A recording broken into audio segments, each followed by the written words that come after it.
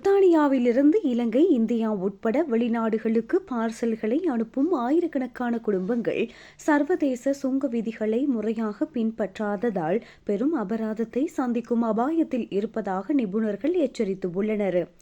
விதிமீறலின் தன்மையை பொறுத்து குறைந்தபட்சம் 250 பவுண்டு முதல் அதிகபட்சம் 2500 பவுண்டு வரை அபராதம் விதிக்கப்படலாம்.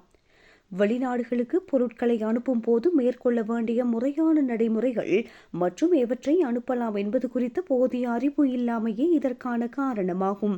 கார்கோ ஃபோர்ஸ் நிறுவனத்தின் தலைமை நிறைவேற்று அதிகாரி ஆசாத் மிர்சா இந்த தகவலை வெளியிட்டுள்ளார். அன்பளிப்புகள் அல்லது சொந்த உடைமைகளை அனுப்பும் அவசரத்தில் அந்த பொருட்கள் குறித்த விவரங்களை சரியாக பதிவு செய்ய தவறுவது அதிகாரிகளால் தீவிரமாக கருதப்படுகின்றது.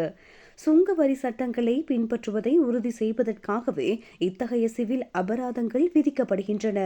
கடுமையான விதிமீறல்களுக்கு சட்ட ரீதியான நடவடிக்கைகளும் எடுக்கப்படலாம். நீங்கள் அனுப்பும் பொருட்கள் அந்த நாட்டின் சட்டங்களுக்கு உட்பட்டதா என்பதை இணையத்தில் ஒருமுறை சரிபார்ப்பது உங்களை ஆயிரக்கணக்கான பவுண்டு நஷ்டத்திலிருந்து காப்பாற்றும்.